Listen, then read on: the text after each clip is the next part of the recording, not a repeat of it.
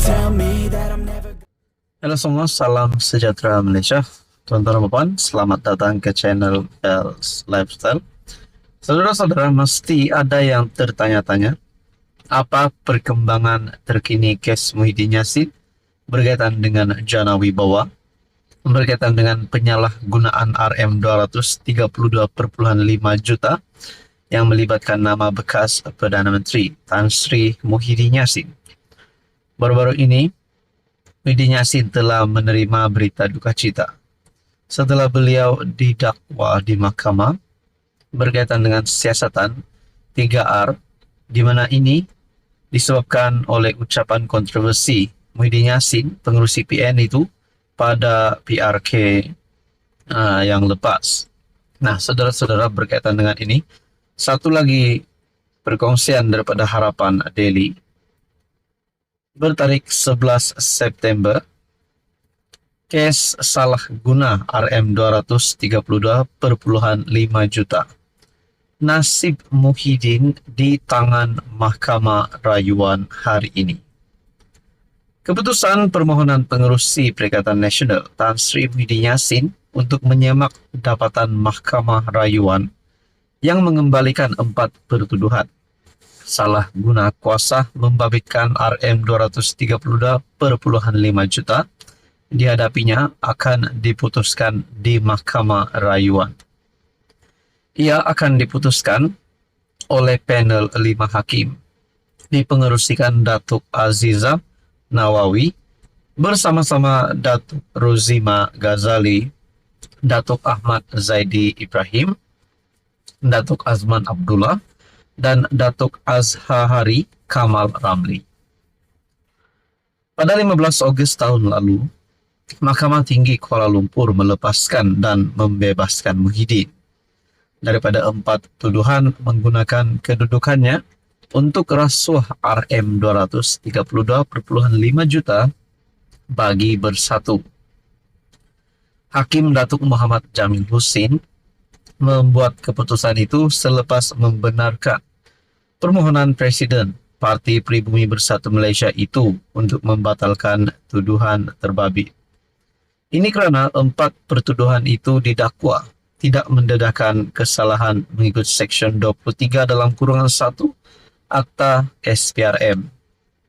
Bagaimanapun, pada 28 Februari lalu, panel 3 hakim di Mahkamah Rayuan mengarahkan kes itu dikembalikan ke Mahkamah Session untuk tindakan lanjut selepas membenarkan rayuan pendakwaan.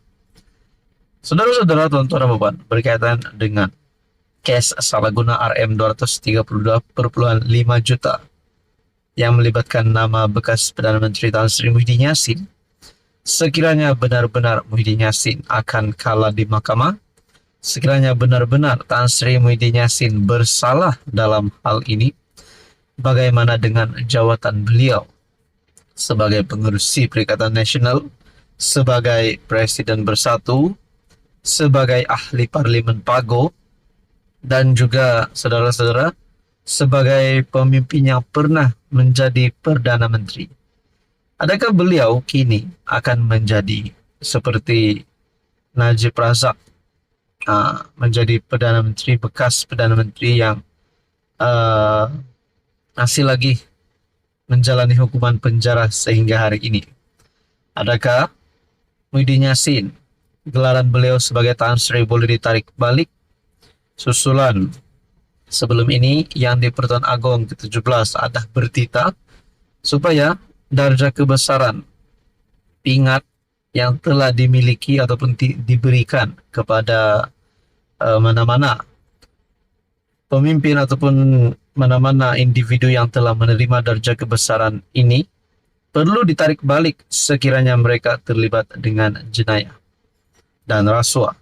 Dan saudara-saudara, rupanya ramai yang setuju dengan kenyataan ini, yaitu mana-mana pemimpin ataupun individu yang telah menerima gelaran memang layak untuk diberikan gelaran kerana mereka berjasa.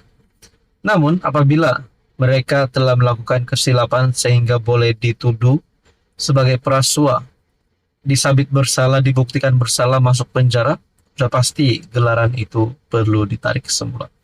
Untuk Robon yang amat dihormati, apa komen Anda? Sekian saja, teruskan bersama di dalam channel ini. Halo semua, salam sejahtera Malaysia. Selamat datang ke channel Tels Lifestyle. Terima kasih karena terus setia dan bersama di dalam channel ini. Teman-teman, seperti yang kita sudah sedia maklum, bahwa satu lagi tumpuan bagi seluruh mata rakyat Malaysia adalah bagi pilihan raya kecil Dun Mahkota yang diadakan pada 28 September. Susulan pilihan raya kecil Dun Mahkota ini yang diadakan, tak sangka rupanya ada satu berita mengejutkan. Bagi saya pasti mendukacitakan seluruh kepimpinan Barisan Nasional UMNO, termasuk Presiden UMNO sendiri Ahmad Zahid Hamidi. Dan sudah pasti yang paling menerima kesan dukacita ini adalah bagi calon BN pada PRK Dun Mahkota. Ini kerana satu perkongsian daripada Malaysia Kini bertarikh September 10. Bapa calon BN PRK Mahkota meninggal dunia. Calon Barisan Nasional bagi PRK Dun Mahkota Syed Husin Syed Abdullah kehilangan bapanya Syed Abdul Hamid yang meninggal dunia. Hari ini bertarikh 10 September. Perkara itu dikongsikan menerusi hantaran di laman Facebook UMNO Johor Official. Dukacita dimaklumkan, ayahanda kepada Syed Husin telah diberitakan pergi meninggalkan kita semua. Sama-sama kita sedekahkan Al-Fatihah kepada ayahanda beliau. Semoga Allahyarham ditempatkan dalam kalangan orang-orang beriman. Salam takziah buat saudara Syed Husin sekeluarga. Semoga tabah dan cekal menghadapi. Pada Ahad lepas, media melaporkan Syed Abdullah, 67, menerima rawatan di Hospital Enceh Besar Hajah Kalsom. SPR menetapkan hari pengundian bagi pilihan raya Dun Mahkota pada 28 September, manakala tarikh penamaan calon dan pengundian awal masing-masing pada 14 dan 24 September. Dalam pada itu, saudara-saudara, satu perkongsian daripada Sinar Harian bertarikh 8 September berkaitan dengan PRK Dun Mahkota. PN dalam satu keputusan yang tergempar. PN tangguh tarik pengumuman calon. Nah, menjadi persoalan. Adakah mereka tangguh? Kalau nak cakap mereka tarik diri, rasanya itu jauh sekali. Tapi mungkin ada juga membuat pertanyaan, adakah PN tarik diri? Ini jawabannya adalah PN tangguh tarik pengumuman calon. Perikatan Nasional akan menangguhkan pengumuman calon bagi PRK Dun Mahkota yang sepatutnya diadakan pada Isnin. Pengerusi PN Johor, Datuk Dr. Syahrudin Jamal berkata, penangguhan itu dilakukan disebabkan beberapa perkara yang tidak dapat dielakkan selain berkaitan dengan pengurusan parti. Saudara-saudara, tuan-tuan, apa komen Anda? Menurut Anda, siapa yang akan menang bagi PRK Dun Mahkota? Silakan komen di bawah.